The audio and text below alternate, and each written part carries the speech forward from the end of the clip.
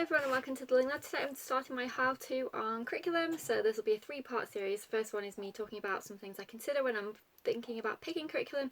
Then the next part will be me looking at different curriculum with you, some of the things I'm considering or not considering, and then finally part 3 will be my showing curriculum for grade 4.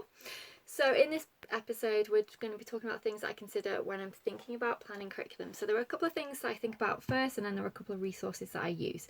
So the things I think about first are a general overview of the year, so a review of the year of how's everything gone with what we've been using. Have there been any issues?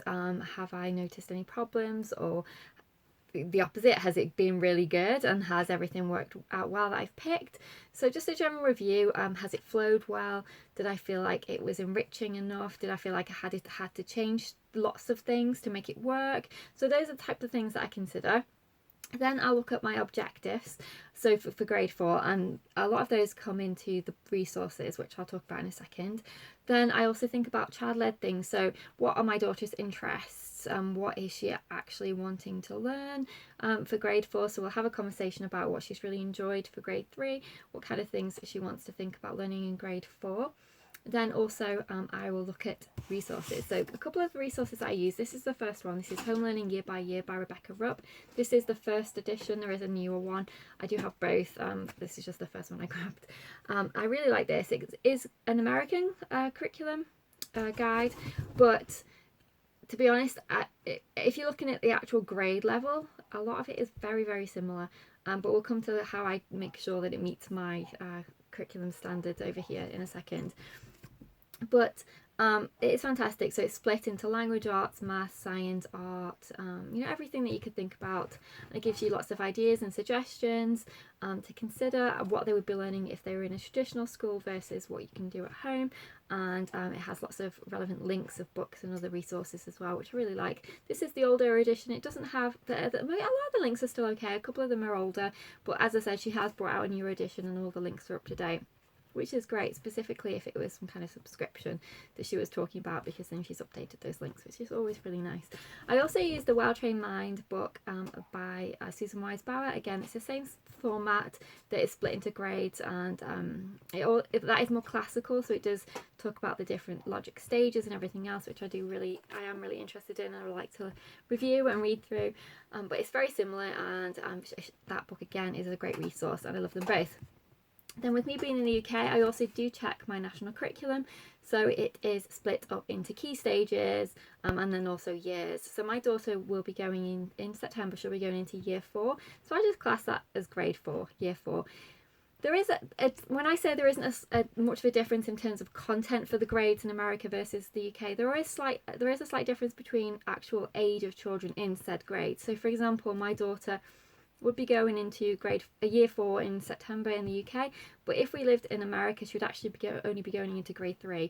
So there is a difference in terms of that, but not in terms of content if you're looking at the specific grade or year level that your child would be going into if, for example, you're in the UK.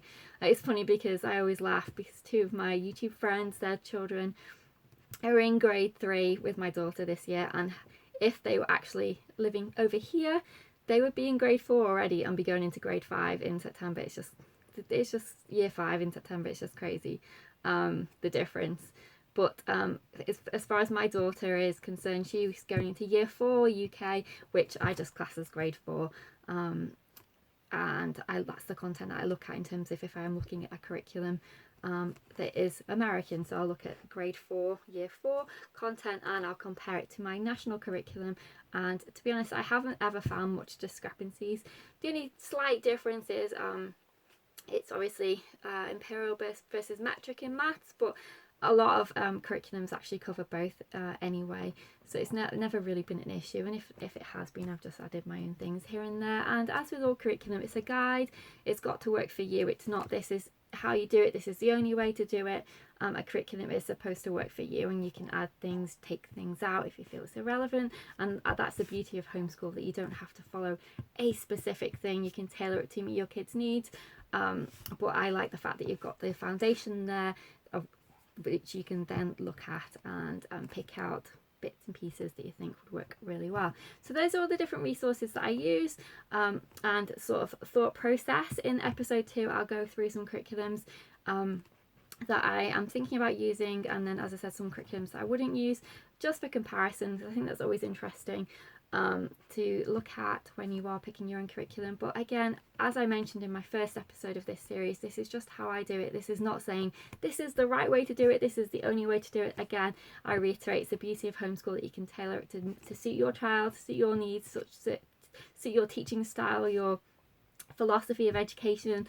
There are so many different amazing curriculums out there. You are sport for choice, and again, that's something we'll touch on in episode 2. With there being so many, how do you narrow it down, as to what to pick?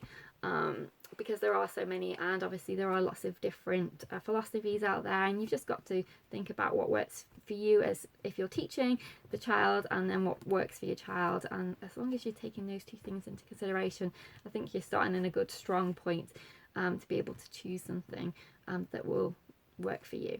But anyway, I hope that was interesting, and I will see you in part 2. Take care. Bye for now.